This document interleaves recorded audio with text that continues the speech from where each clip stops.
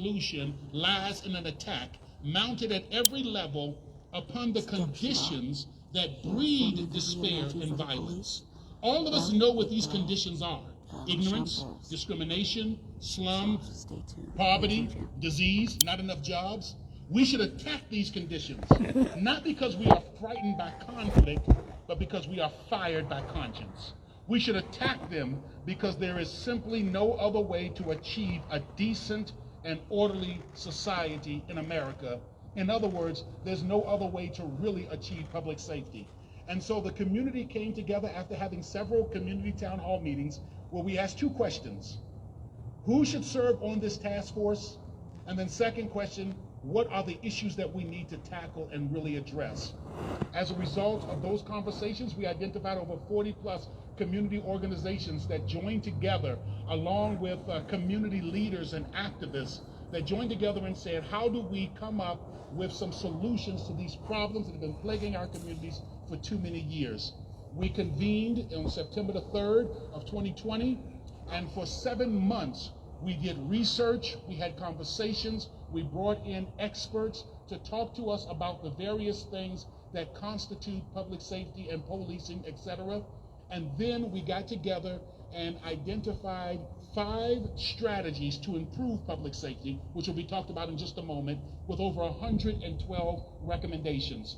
I'll end by saying this: we recognize that this is not the end-all be-all. This recommendations report does not mean that we're done after this is put out. No, this is just the launching pad. This is us saying we recognize that this is a community responsibility. This is an initiative, and this is a takeoff of an initiative to move our city, to move our nation in the right direction. So again, I want to thank everyone who was a part of this task force. Thank you so much, and I'm going to call on the next speaker to lead us into our next speaker, which is actually Carrie Joy. Please put your hands together with me for Carrie Joy. Good afternoon, beautiful people. I'm going to say all power to the people, and then we go all power to the people. All power to the people. All power to the people. All power to the people. Because where there's people, there's power. That's why we're here today. And so, I just want to talk to you a little bit about some of the strategy. Well, one strategy specifically that we came up with collectively as a part of this task force. I just want to, and real quick, I just really want to thank the leaders of this task force. Dr. D, I just want to give you a lot of love and respect for everything that you've done. Sochi, you guys have been amazing throughout this entire process. So the first strategy is to empower the community with resources to adequately address socioeconomic needs and provide for their own public safety. And so the reality is, y'all, is that we know how to take care of ourselves. We protect each other. We defend each other. That is our duty. However, we find ourselves in a situation where our society defines safety based on terms that censor the protection of property. The protection of property. And when we think of the historical context and the dynamics between property and property owners, we quickly realize that this definition of safety serves to dehumanize Black bodies, brown bodies, indigenous bodies, people living in poverty, members of the LGBTQIA+ community, women, disabled people, and too many more, while prioritizing the need for wealthy, cisgendered, often white men to maintain their property. That is not safety. That's not even safety for them, whether they'd like to admit it or not. This dynamic harms every single one of us, because whether they would like to admit it or not, whether we would like to admit it or not, our freedoms are intertwined. That is just a fact.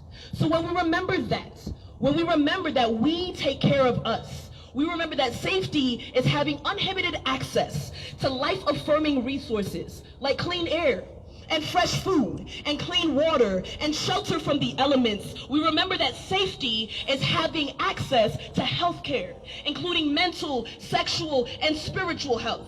We remember that no individual on this planet deserves criminalization for claiming their access to those things. We remember that no individual deserves to be tormented, harassed, threatened, abused, neglected, or shamed for claiming their access to these things. We are here to demand follow-through from those who have been elected to represent us. They asked for a collective plan. Here it is. They asked to hear from the community. Here we are, and we've been here. They said that they were concerned about our black and brown youth because of the trends of violence in our communities that serve as traumatic symptoms of the government-sanctioned violence that we experience every single day.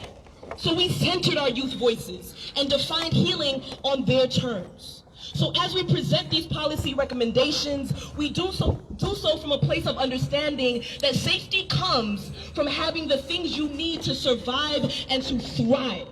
No one has the right to withhold from you what you know is necessary to survive and to thrive. So when we say we don't need more police officers in our neighborhood, and instead we need uninhibited access to the things that honor our humanity, like food that grows from the ground, or water that falls from the sky, or space to exist, things that you only make inaccessible when your priority is profit and control, and you rather create conditions of suffering rather than healing, evolution, and growth. But we know what we need.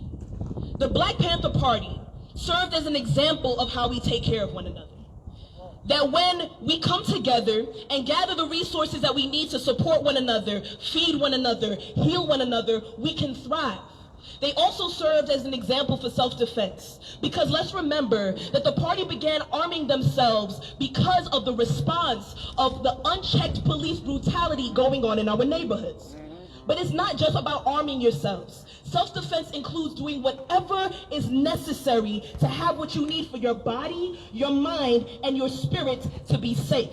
So creating their own schools, clinics, healing centers, self-defense classes, community kitchens, teaching the importance of socialism and sharing in a society that hoards and then has the nerve to tell us that there isn't enough. That is our self-defense. We know how to take care of ourselves. We have done it for generations. We've done it even when we had the least. We do it in our mutual aid programs and our grassroots nonprofit efforts. We do it when we put a call out on social media to help pay somebody's rent. We do it when we show up at a protest against displacement. Do not believe the lie that we need overseers and oppressive structures that were designed to see us suffer. So when we say, defund the police, we give that money to the people, we mean that. We know what we're asking for. We know what we need. When we say abolish DPD and shift those resources to a place where we have what we need to be innovative and creative about our beautiful existence in this world, we know what we are asking for. We know how to take care of us. And these recommendations are a step in the direction that is necessary for us to have what we need to follow through for one another. And to follow through in a way that we don't have the stress, anxiety, and trauma that we've endured from colonialist practices like slave patrols, which have turned into the police. Y'all following me? Okay. Yeah. George Floyd should be alive today. Yeah. Yes. A piece of paper should have never left him lying in the streets, crying for his mother under the knee of his executioner. Breonna Taylor should be alive today. Michael Marshall should be alive today. Elijah McClain should be alive today. Antonio Blackbear should be alive today. Alexis Mendez Perez should be alive today.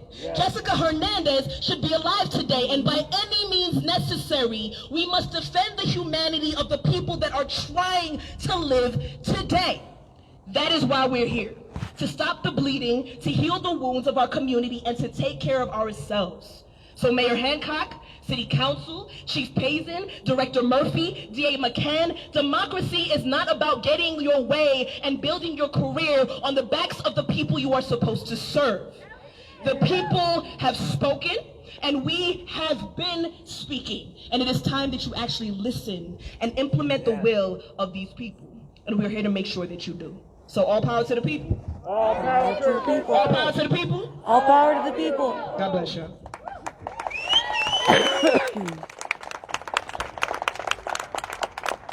We just went up the stairs. He's gonna speak now. It's just Paris. Good afternoon, Denver. Good afternoon. Future Mayor of Denver 2023. How's everybody doing today? I'm Good. glad to see y'all, we've been on Zoom for 9 months, so it's glad to see everybody's Yeah. faces in person. So I'm going to talk about Strategy 2, the recommendations that came from Strategy 2. So Strategy 2 is to minimize unnecessary interaction of law enforcement and the criminal legal system with community.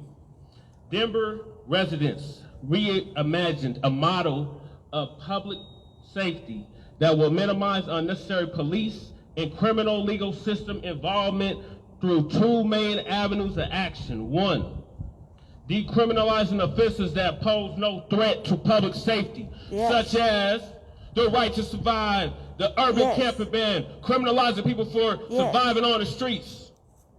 Yeah.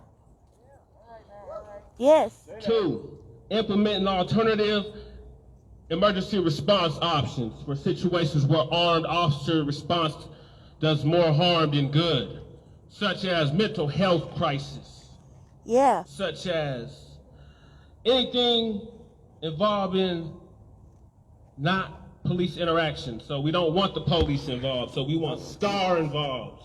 We want programs such as STAR involved instead of law enforcement to handle these type of situations. Trying to navigate around. There's no need for armed officers in these situations, so support for this strategy among Denver community members was universally empathetic, not compassionate, empathetic, meaning we can empathize with those that have been victims of police violence.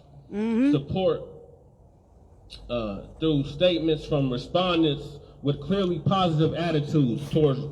So some people in the group had positive attitudes towards law enforcement. I was not one of them. Intended to express concern over burden on police, while those from respondents with more negative attitudes, I guess that would be me, typically cited the harms caused by the application of police. So we don't want the police at all. We want to abolish the police. That's the side that I'm on.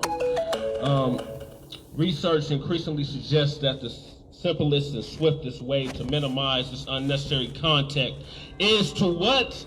Decriminalize certain offenses that pose no threat to safety to the public, often called survival crimes or quality of life crimes. These include offenses that pose no threat to the safety or the safety of the public, often called survival crimes or quality of life crimes. These include offenses like fare evasion, drug use and possession, public intoxication, and other low-level crimes, victimless crimes.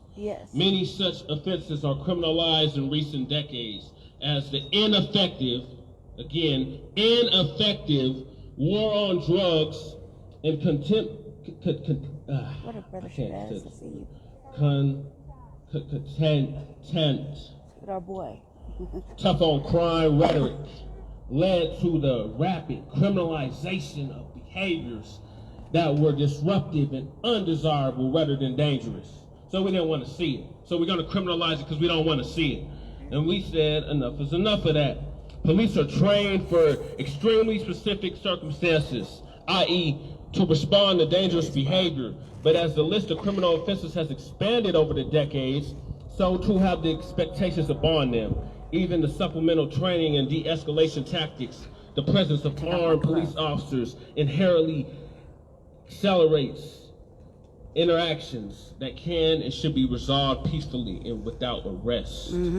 So this task force developed new alternatives to police response, and expanding those currently in place will protect the community and reduce the administrative burden of the criminal legal system and free up law enforcement to tackle truly dangerous situations, actually going after real criminals, actually enforcing protecting people from real crime, not acts of survival, not covering yourself with a tent, a tarp, or sleeping bag, anything besides your own clothing, which has been deemed illegal for almost a decade, almost a decade here in the Mile High Income City.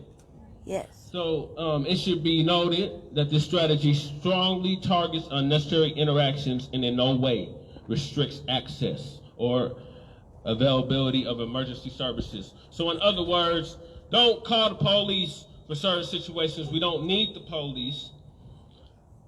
The police have done more harm than good. We can police ourselves. And we the people, we hire these people. They are public servants. Mm-hmm. So they are supposed to be doing our bidding, not the other way around.